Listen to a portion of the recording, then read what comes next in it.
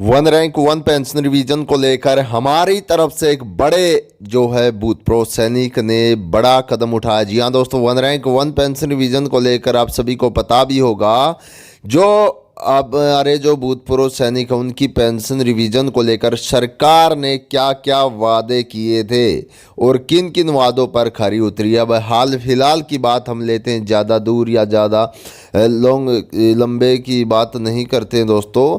आप सभी को पता होगा वन रैंक वन पेंशन अब हमारा रिवीजन होने जा रहा, तो मोदी सरकार उसको रिवाइज क्यों नहीं कर रही है, जबकि हमारे सभी पेंशन धारक बेसब्री से उस चीज़ का इंतज़ार कर रहे हैं। वो उनका हक है और सुप्रीम कोर्ट की तरफ से भी उन्हें ऐलान कर दिया गया, जो है फाइनल साइन कर दिए गए। लेकिन मोदी सरकार इतनी लेट लतीफ़ी क्यों कर रही है, क्यों उन वादों से फिर से मुकर रही है। दोस्तों इस वीडियो को भूतपूर्व सैनिक की इस वीडियो को अंत तक जरूर देखिएगा बिना स्किप किए, आपको सारी हकीकत इस वीडियो में पता चलने वाली है। तो आज की वीडियो बिना स्किप किए एंड तक जरूर देखिएगा, बहुत इंपॉर्टेंट और ख़ास आपके लिए वीडियो आज होने वाली है। सैनिक हैं, आप सबको नमस्कार करता हूं, खासकर जो आपके परिवार के मातृशक्ति यहां पर मौजूद है, उनको जो इतनी बड़ी संख्या में यहां पर मौजूद हैं। भाइयों और बहनों नमस्कार, राम राम। देखिए आज ये ऐतिहासिक मौका है जब इस पूर्व सैनिक रैली के अंदर इतनी ज्यादा तादाद के अंदर आप लोग आए हैं कि शायद सब लोगों को डर लगने लगा है।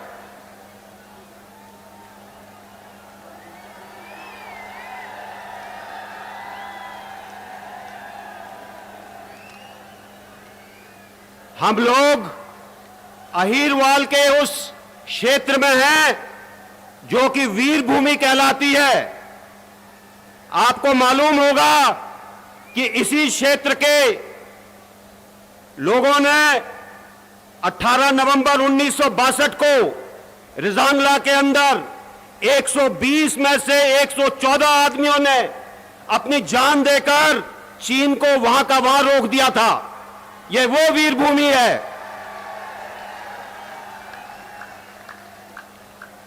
मेरा एक आप सबसे निवेदन है कि अगर आपके मन में अपने सैनिकों के लिए सम्मान है तो 30 सेकंड के लिए आप जहां खड़े हैं, जहां बैठे हैं, एक बार 30 सेकंड मौन रहकर अपने उन सब वीरों को श्रद्धांजलि दें जिन्होंने इस देश की खातिर अपनी जान गंवाई है। 30 सेकंड के लिए मौन रखिएगा।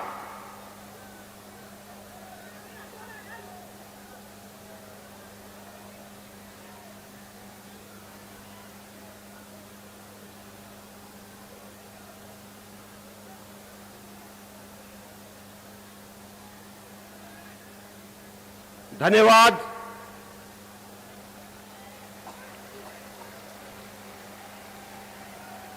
भाइयों और बहनों, इस समय जब हम यहां पर बैठे हैं, कहीं ना कहीं सीमा पर, कहीं ना कहीं किसी पहाड़ की चोटी पर, कहीं ना कहीं किसी विकट जंगल में, कहीं ना कहीं तपते रेगिस्तान में कोई सैनिक खड़ा होकर मुस्तैदी से इस देश की रक्षा कर रहा है। और ये क्यों कर रहा है रक्षा? क्योंकि हमारे सैनिकों में, अर्धसैनिक बलों के लोगों में एक भाव है, और वो भाव है कि मेरा देश मेरे लिए सर्वोपरि है, मेरे देश का हित मेरे लिए सर्वोपरि है। यह है वो भाव, nation first always and every time. और इसी भाव के कारण अगर आज देश की सुरक्षा है, आज देश के लोग चैन से सोते हैं, तो ये सब उन लोगों की बदौलत जो आपकी रक्षा करते हैं। मैं उन लोगों को सल्यूट करता हूं, उन लोगों को सलाम करता हूं, और खासकर हमारे उन पूर्व सैनिकों को जिन्होंने ये सब कुछ किया है और जो यहां आकर बैठे हैं। आप सबको एक बार फिर से सल्यूट करता हूं। मैंने अपने सेवा काल में कई देशों की यात्रा की, कई देशों की सेनाएं देखी, कई देशों के सैनिक देखे, लेकिन एक चीज मैं बड़े विश्वास के साथ कह सकता हूं कि भारत के सैनिक से ज्यादा बहादुर, भारत के सैनिक से ज्यादा संवेदनशील, भारत के सैनिक से ज्यादा सहनशील दुनिया के अंदर कोई सैनिक नहीं है।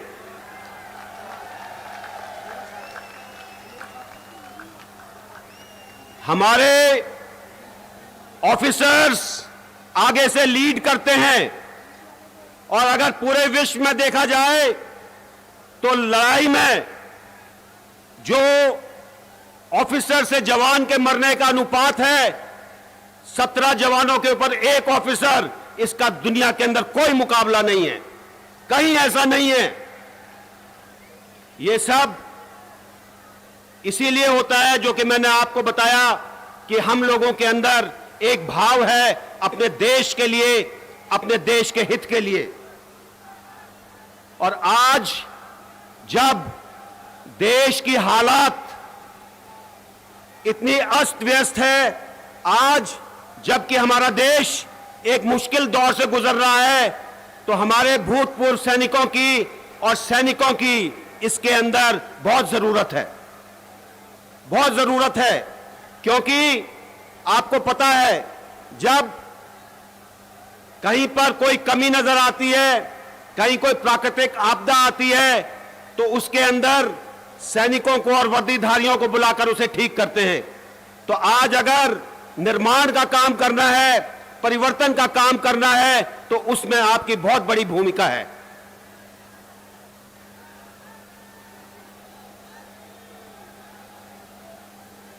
आज जिस तरीके से देश की सुरक्षा नीतियां हैं, देखकर अफसोस होता है। हमारे पड़ोसी देश पश्चिम में, हमारे पड़ोसी देश उत्तर में, हमारे पड़ोसी देश यहां तक कि पूर्व के अंदर हमारी सीमाओं का उल्लंघन कर रहे हैं, बेखटके, बेखौफ। और ये इसलिए कि हमारी नीतियां ठीक नहीं हैं, ये इसलिए कि उनको लगता है कि शायद हम कमजोर हैं। क्या आप कमजोर हैं?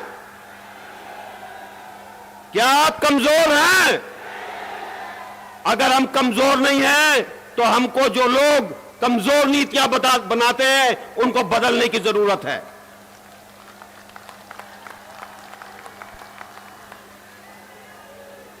देखिए, जब हम राष्ट्रीय सुरक्षा की बात करते हैं, नेशनल सिक्योरिटी की बात करते हैं, उसके अंदर सिर्फ सीमाओं की रक्षा करना नहीं है, उसके अंदर उसका दायरा बहुत व्यापक है। उसके अंदर आंतरिक सुरक्षा है, उसके अंदर आर्थिक सुरक्षा है, उसके अंदर सामाजिक और राजनीतिक सामंजस्य है, उसके अंदर वो सब कुछ है जो इस देश को खुशहाल बनाता है। और अगर आज कुछ कमी नजर आती है तो इसीलिए कि शायद राष्ट्रीय सुरक्षा के ऊपर उतना ध्यान नहीं दिया गया। हमारे बाहर की सीमाओं के बारे में आपको पता है। मेरा मानना है कि हमारी आंतरिक समस्याओं का सिर्फ एक ही मूल मंत्र है, वो है कि सब लोगों के साथ एक जैसा व्यवहार हो, शासकीय नीति और शासकीय तंत्र अच्छा हो, और सब लोगों को एक समान अधिकार मिले और उनको आगे बढ़ने का मौका मिले। जब तक ये नहीं होगा तब तक मानकर चलिए कि देश के अंदर अव्यवस्था रहेगी, और इसको व्यवस्था को सुधारने का एक ही तरीका है, हम सबको उसके लिए मिलकर काम करना है। देश के सशस्त्र बल जो हैं वो देश की बीमा पॉलिसी की तरह हैं। अगर बीमा पॉलिसी कमजोर होगी तो आप सुरक्षित नहीं होंगे। इसी तरीके से अगर हमारे सशस्त्र बल और अर्धसैनिक बल कमजोर होंगे, अगर उनकी तरफ ध्यान नहीं दिया जाएगा तो देश कमजोर हो जाएगा। अब मैं जानता हूं कि आप में से कोई ऐसा नहीं है जो ये चाहता हो कि देश कमजोर हो। हाथ उठाकर बताइए कि देश को मजबूत करना चाहते हैं या नहीं। अगर देश को मजबूत करना है तो देश के सैनिक का सम्मान करना पड़ेगा। कोई भी देश जिसमें सैनिक का सम्मान नहीं होता वो कभी आगे नहीं बढ़ सकता। हमारे यहां हालात क्या हैं? हमारे यहां जिन लोगों ने इस देश के लिए अपनी जान दी है उनके लिए कोई राष्ट्रीय मेमोरियल नहीं है। अभी भी हम अंग्रेजों के बनाए पहले विश्व युद्ध के मेमोरियल इंडिया गेट पर जाते हैं। क्या यह शर्म की बात नहीं है कि एक नेशनल मेमोरियल हमारे शहीदों के लिए नहीं है? मुझे आशा है कि आगे आने वाले दिनों में इस देश के अंदर सैनिकों की इज्जत और सम्मान के ऊपर बहुत ध्यान दिया जाएगा।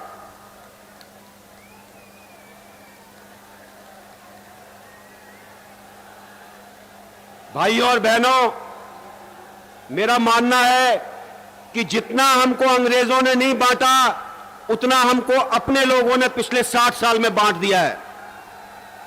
यहां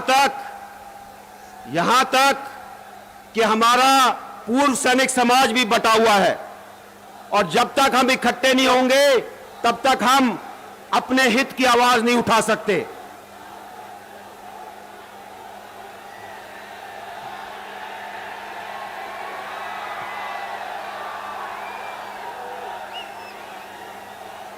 आज जरूरत है सैनिकों के उन सब चीजों की, उन सब जरूरतों।